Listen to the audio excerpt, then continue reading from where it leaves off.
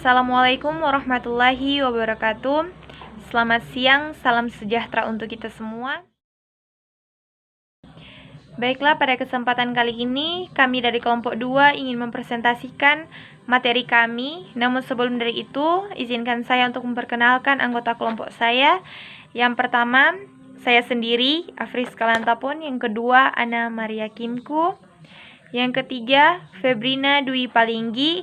Dan yang keempat, Stefano Putra Sumual. Kami dari kelompok 2 dipercayakan untuk membawakan materi mengenai Peraturan Pemerintah Nomor 1191 Tahun 2010 tentang penyalur alat kesehatan.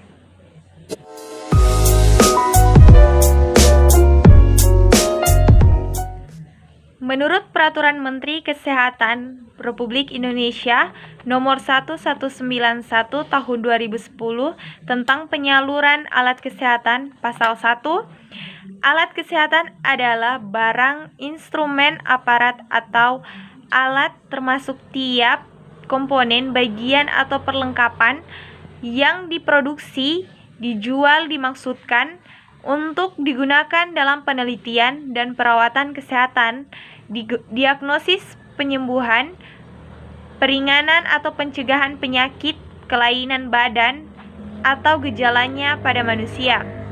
Berikut ini beberapa macam alat kesehatan dasar. Yang pertama, ada 1 abocat atau jarum infus. Yang kedua ada infus set atau transet atau selang infus. Yang ketiga ada cairan infus. Yang keempat ada stetoskop. Yang kelima ada tensi atau tensimeter. Yang keenam ada termometer. Yang ketujuh ada pinset atau jepitan. Yang kedelapan ada spuit atau suntikan.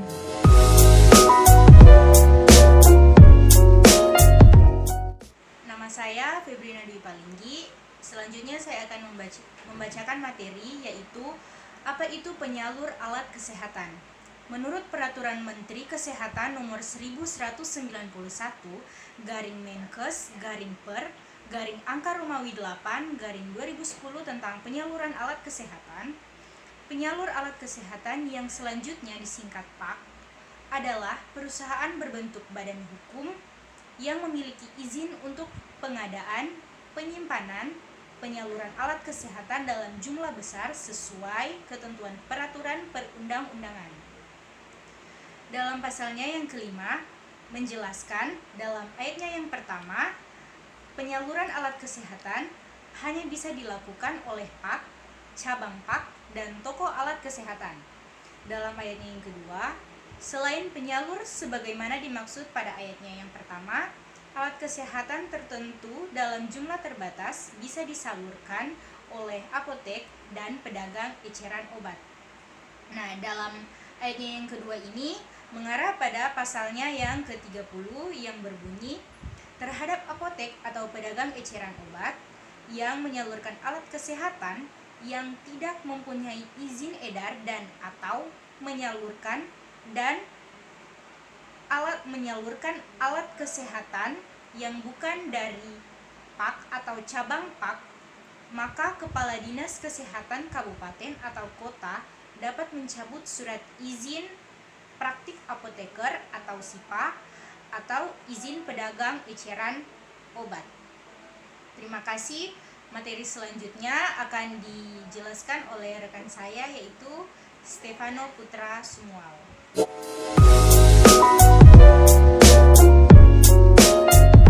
Ya, terima kasih kesempatan diberikan.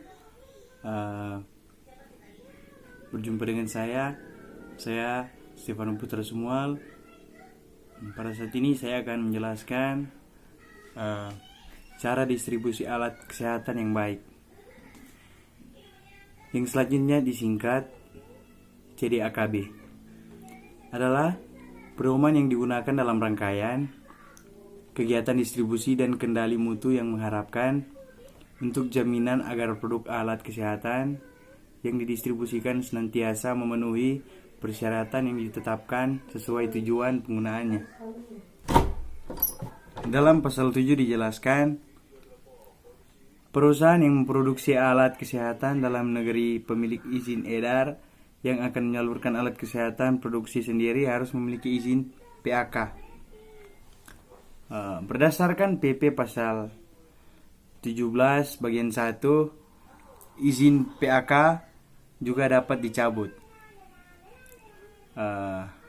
Izin PAK dapat dicabut apabila yang pertama, PAK mendistribusikan produk yang tidak memiliki izin edar atau tidak sesuai dengan klaim yang disetujui pada waktu mendapatkan izin edar.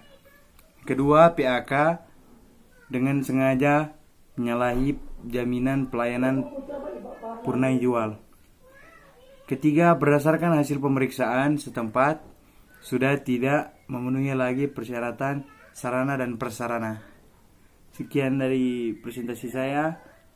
Selanjutnya akan dilanjutkan pada teman lain. Terima kasih.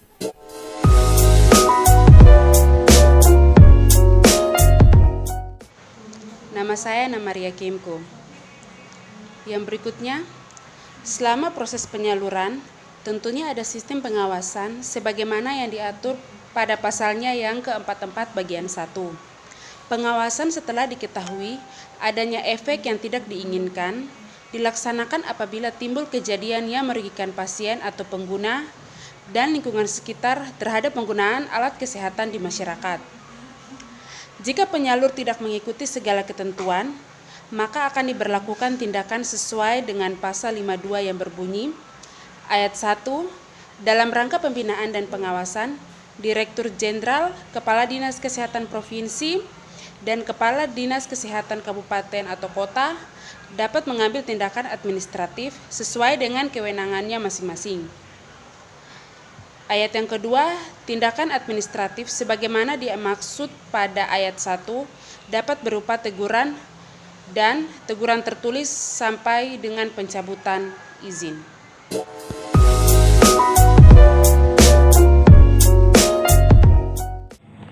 Baiklah, itulah presentasi materi dari kelompok kami.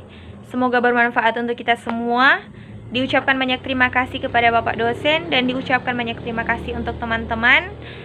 Dan insya Allah semua kita akan selalu dalam lindungan Tuhan Yang Maha Kuasa, dijauhkan dari wabah COVID-19 ini, dan semoga wabah ini cepat diangkat agar kita semua bisa kembali pada rutinitas kita, aktivitas kita yang seperti biasanya. Dan untuk teman-teman antar kelompok, apakah ada pertanyaan?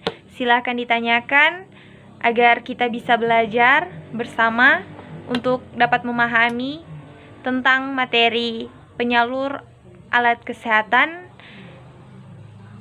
Semoga bermanfaat untuk kita semua. Terima kasih. Wassalamualaikum warahmatullahi wabarakatuh.